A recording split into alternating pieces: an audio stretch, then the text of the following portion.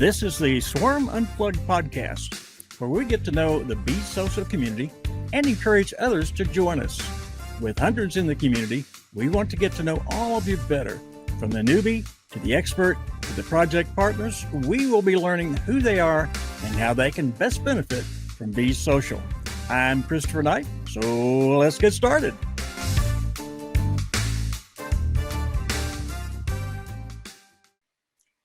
And a big welcome to everyone to this episode of the Swarm Unplugged podcast.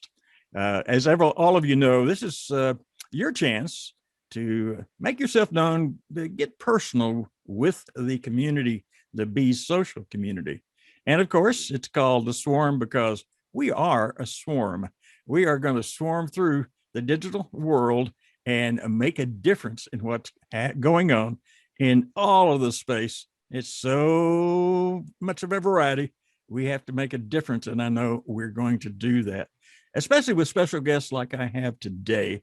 My guest today is very knowledgeable, very experienced, and as I can tell right now, very wise. So I'm going to introduce you right now to our guest, which is Dan Harrison. Dan, welcome to the Swarm Unplugged podcast today. Thank you. Thank you, Christopher. I see you sitting there in this beautiful woods. Tell me a little bit about that, would you? I'm in Del Norte County, California, which is the most northern coastal California county, just south of Oregon. And it's a very rural area, rivers, and as I mentioned, on the coast, on a gorgeous coast. So it's God's country. I'm in what I consider a paradise, and every morning, like this morning, I wake up to feeling like I'm on vacation in a park. I enjoy it. It's great. What caused you to move that direction? What happened in your life? Things just got too crowded in the San Francisco Bay Area for me. I decided to come up here and enjoy the best of both worlds. I maintained a presence in both areas until I got sufficiently weaned from the San Francisco Bay Area and pulled up stakes there. And now I'm full-time in this location. I'm retired. All right. Now down in San Francisco, you did a variety of things. Tell us a little bit about what happened for you down in San Francisco.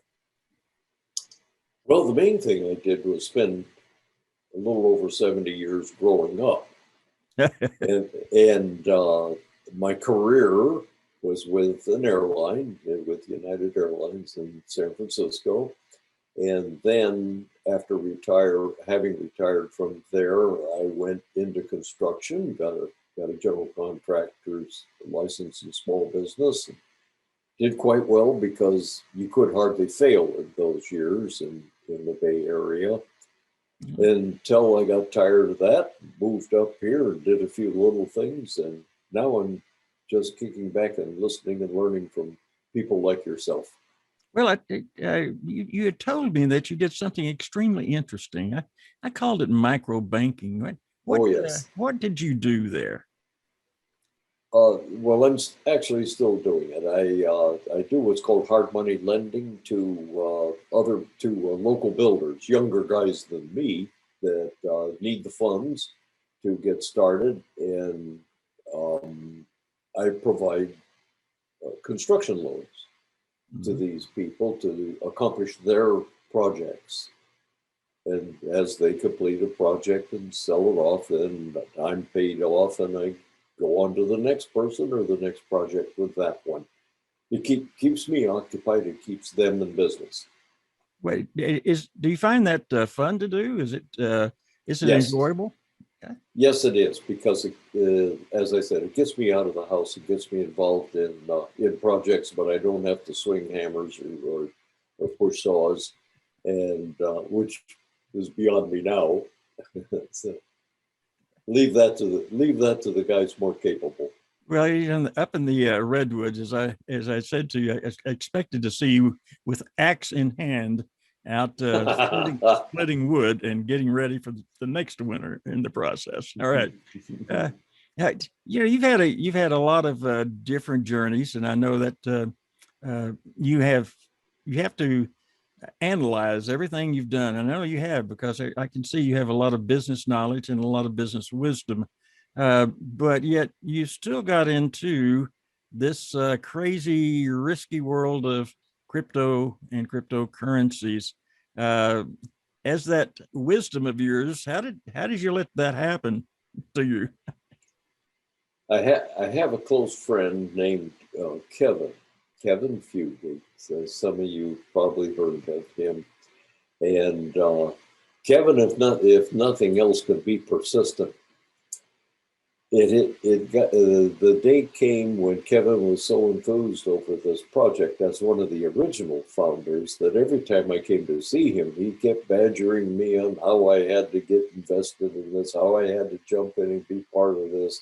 Finally, just to shut him up, I put a little money in it to pacify him so he'd talk about something else.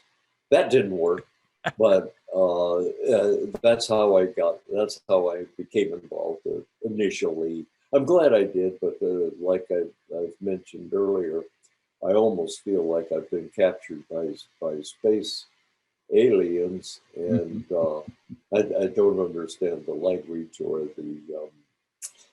any of the mechanisms, but I'm learning and having a good time, and I really, really like the main thrust of the endeavor as is described by Richie to spread economic opportunity throughout the world to those places in particular that are impoverished and denied that opportunity. Having been in the airline industry for 36 years, I've traveled the world quite extensively, and I've seen a lot of humanity that needs to get a break. And you see that coming. Oh, I've lost you. You see that coming, do you? Oh, there we are. I'm sorry. For a Right. moment there, Christopher, I lost you. What did you ask me? I said, and you see that coming. You really believe that will Yes, happen. I do because in listening, at first I was skeptical, of course, but in listening, I've become convinced either Richie is an incredibly talented con man, or he's very genuine, and I prefer to choose. I prefer to believe the latter. I'm a pretty good judge of character, I think. Um, and I think the main motivation is to do just what he's promising. He impresses me as the kind of a guy that doesn't need to be doing what he's doing. He's doing it out of passion, and um, he he picked up on a slogan I offered him, which was "principles before profit," and went with that. And I think he believes that. I think he's going to be the man who will lead us to enable economic prosperity to traverse the globe, and it'll certainly change world economics. Well, there's several fashions. We see results of it from the pools that are coming in, and the people involved in those. So, I would have to agree with you. I think it's very admirable in order as far as what is going on there. What's your impression of the community itself?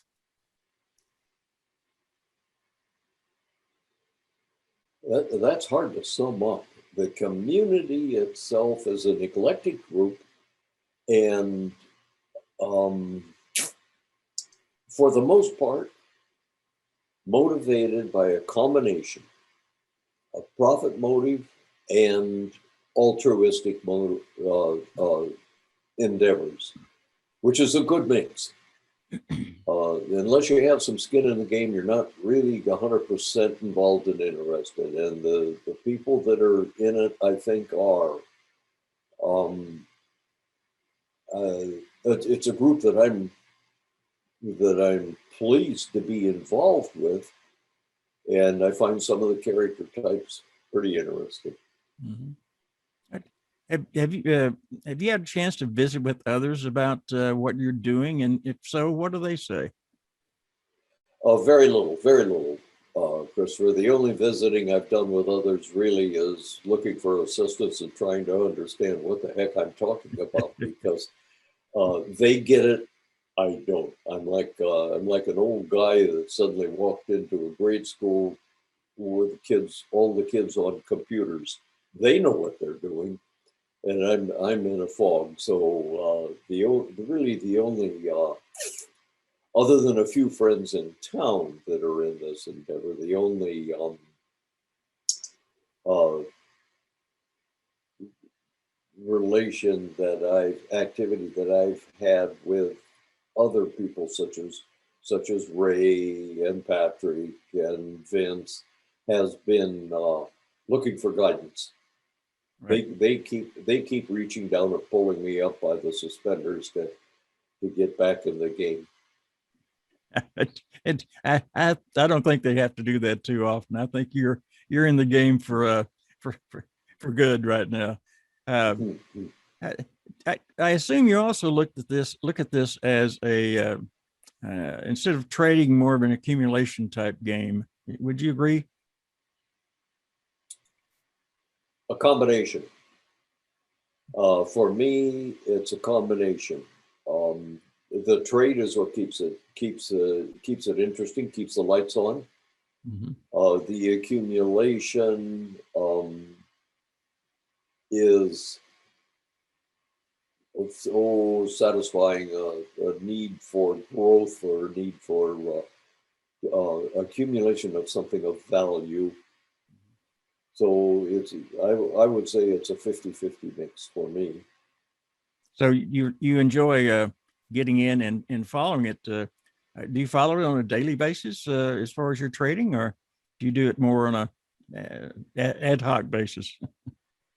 Oh, much more ad hoc, much more ad hoc. I'm not sharp enough to trade on a daily basis. Yeah. So far, I'm following along with the recommendations and general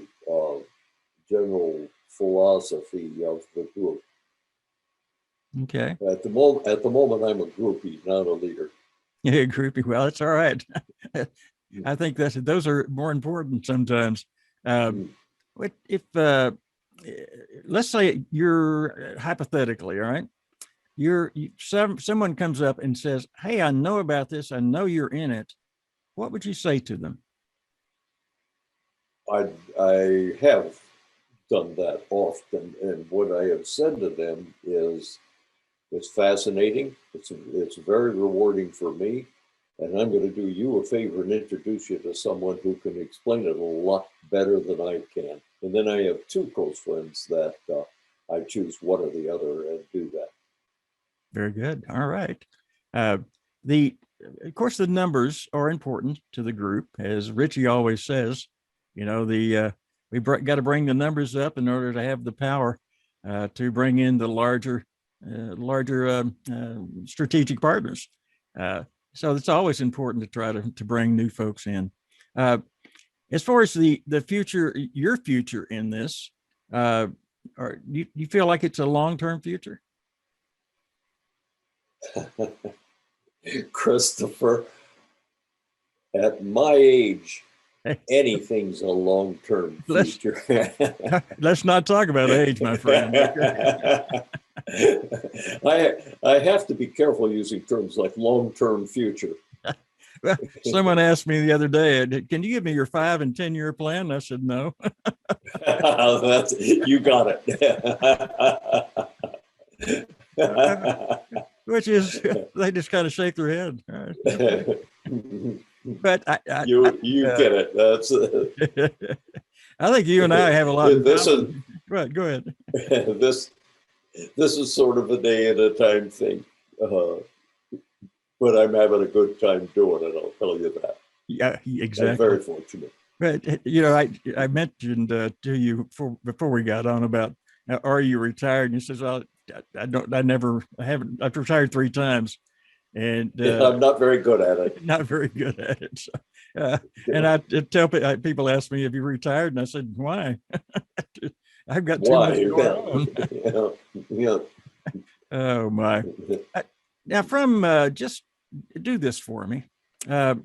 Just from your heart, what would you like to say to the people that are listening to this podcast today about anything? I don't care if it's life or it's about crypto or whatever.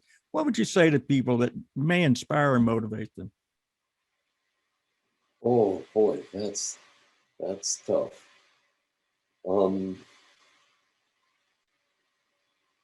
I guess I would say, well, I'll share what works for me. I've adopted a set of principles that I live by and wind up yielding rewards that I get results I would never have dreamed of. The results come from unexpected directions and places, as long as I do the drill. And it's just working out so well.